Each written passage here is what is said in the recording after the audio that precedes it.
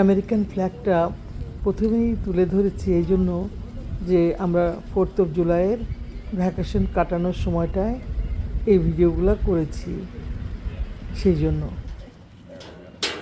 You free? Yeah. How long does it take to go out there? It's right over there. It's right there. Yeah. I can only do 6 people at a time. One, two, three, four. No, we'll make 2 trips. We'll wait for Okay. Okay. Why 6 only? The last trip is It's free? yeah. The We'll yeah. wait till then. We'll probably be there till then. So, They can come on. আমার 2 trip নেবে তাই বলছি। Yeah. এই শোনো তোমরা, আজকে কিন্তু আমি তোমাদেরকে নিয়ে যাব একটা ভালোবাসার আইল্যান্ড দেখাতে, মানে ভালোবাসার স্বর্গ যাকে বলে। তোমাদের অবশ্য বিশ্বাস হবে না, গেলেই বুঝতে পারবে এমন সুন্দর একটা জায়গায় যাচ্ছি। যদিও এখন কচুরিপানা দেখতে পাচ্ছ বা শাপলা পাতা, কিন্তু আমরা যাচ্ছি যে আইল্যান্ডটা এত চমৎকার একটা জায়গা দূর থেকে দেখেই বোঝা যাচ্ছিল। যাই হোক, আমাদের যে বোটের ড্রাইভার মানে ফেরির ড্রাইভার সে বলল 6 জনের উপরে নিতে পারবে না, পুরো ফেরিটা কিন্তু খালি। কিন্তু দেখলাম তার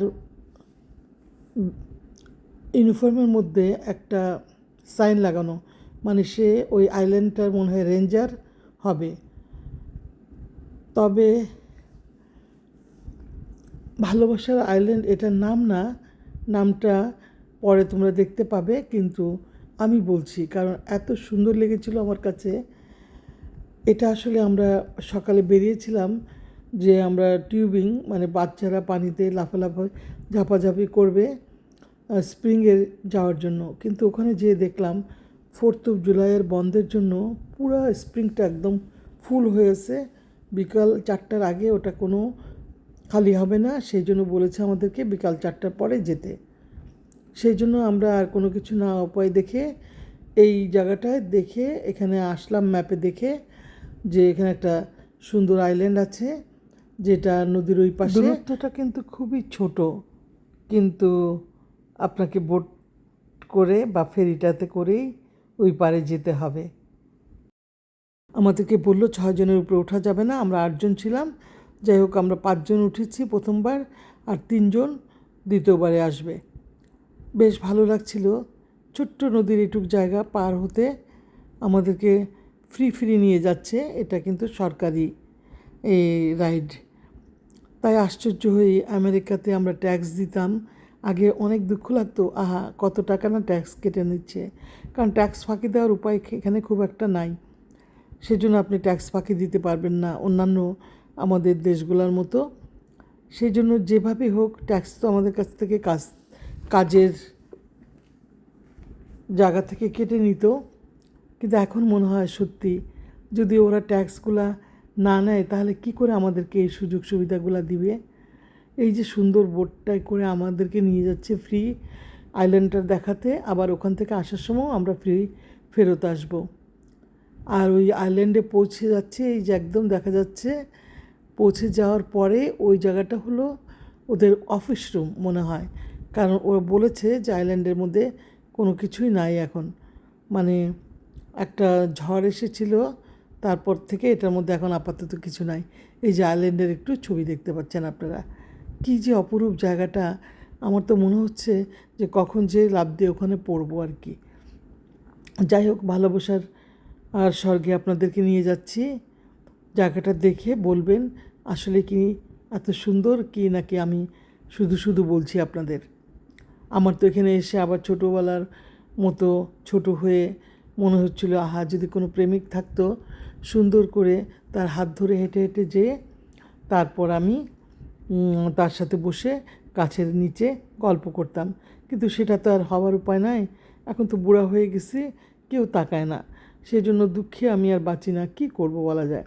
তবে এবার একটা আমার ভাগ্য ভালো, আমাদের বাসার যে লোকটা উনি এবার আসতে পারছে, কারণ তার এবার কাজ ছিল না, মানে সে একটা গভর্নমেন্ট হলিডে পেয়েছে, সেই জন্য সে আসতে পারছে আমাদের সাথে 4 দিনের জন্য। মূলত সে কখনো কোথাও আমাদের সাথে যাওয়ার সুযোগ হয় না, কারণ কামলা মানুষের যে অবস্থা, আর এই দেশে তো কাজ না করে উপায় নাই। এই যে আমরা সুন্দর এরিয়াটা এসেছি, যে আমার বোন হাঁটছে। কী যে সুন্দর জায়গাটা, মানে আমি বোঝাতে পারবো না। আমার তো মনে হচ্ছে অনন্তকাল এই চেয়ারটায় আমি বসে থাকতে পারবো আর আকাশের দিকে তাকিয়ে থাকবো। না, খাওয়া দাওয়াও লাগবে না, কিন্তু আসলে কিন্তু আমরা সঙ্গে করে খাওয়া দাওয়া নিয়ে আসছি। আমার ভাই পরের ট্রিপটায় আসতেছে, ওর কাছে আমাদের খাবার বাস্কেটটা আছে। তারপর আমরা এখন যে গাছের তলায় একটা লতায় পাতায় ঘেরানো জায়গাগুলা, এখানে একটা জায়গায় বসবো, বসে তারপর গল্প করব আর চারিপাশটা ঘুরে দেখব। শুধু এটুকুই আইল্যান্ডটা না, পিছনে কিন্তু বড় হাইকিংয়ের জায়গা আছে। সে হাইকিং করার মতো শক্তি আমাদের নাই, মানে আজকে এত গরম পড়েছে, একটা ভ্যাপসা গরম ছিল। আর যারা হাইকিংয়ে যাবে, আমার ভাই, তারপরে আমার বোনের জামাই, ওরা হয়তো যেতে পারে, কিন্তু আর আমার ভাইয়ের ছেলে, আবার বোনের মেয়ে, ওরা হয়তো যাবে। কিন্তু আমাদের দুই বোনের শক্তি নাই যে হাইকিংয়ে যাব। তো ওরা হয়তো আধা ঘন্টার মতো তবু হাইকিং করবে। যেখানে যায় ওরা একটু পিছনের দিকে জঙ্গলগুলোর ভিতরে ঢুকে ঘুরে টুরে আসে। কিন্তু আমরা আমার বোনও মাঝে মাঝে যায়, কিন্তু আমি যাই না। আমি শুধু অল্প যেটুকের মধ্যে না গেলে চলে না। আর আমার ভিডিও করার স্বার্থে আমি একটু এদিক ওদিক ঘোরাঘুরি করি, সুন্দর করে একটু ছবি নিই, তোমাদের সাথে গল্প করি। এটাই আমার কাজ। এই অপরূপ দৃশ্যগুলা কেমন লাগছে গো সবার? আমাকে যদি একটু জানাতে ভালো লাগতো। এসে দেখলাম এখানে কিছু লোকজন বসে মাছও মারছে, মাছ মারার জন্য চেষ্টা করছে, হয়তো মাছ পেয়েছে কিনা জানি না। একজনকে জিজ্ঞেস করেছিলাম, দেখলাম তার মুড বেশি ভালো না, খুব একটা কথা বলতে চাচ্ছে না, হয়তো মাছ পায়নি, সেই জন্য মেজাজ খারাপ হয়ে আছে। আর এই যে গাছের উপরে যে ঝুলন্ত দড়ির মতো সুতার মতো জিনিসগুলো দেখছেন, এগুলোর নাম হলো স্প্যানিশ মস। স্প্যানিশ মসগুলো এত সুন্দর লাগে, মনে হয় আমার কাছে গাছের সৌন্দর্যটাকে 3 গুণ বাড়িয়ে দেয়। জানি না কার কাছে কেমন লাগছে, কিন্তু আমার কাছে তো অপরূপ লাগছে এই ভালোবাসার কি বলবো, আইল্যান্ড বা স্বর্গটা। মানে কি যে সুন্দর একটা জায়গায় চলে এসেছি আমরা, সত্যি। মানে আমি কাউকে বলে বোঝাতে পারবো না।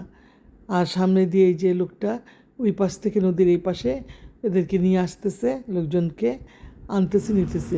আহারে, এই পাখিটা তো একা মনে হচ্ছে। এই যে আইল্যান্ডের নামটা দেখা যাচ্ছে, হন্টন আইল্যান্ড স্টেট পার্ক। আহা পাখি, তুমি একা কেন? তোমার কি সঙ্গী নাই? তুমিও কি বুড়ো হয়ে গেছো আমার মতো?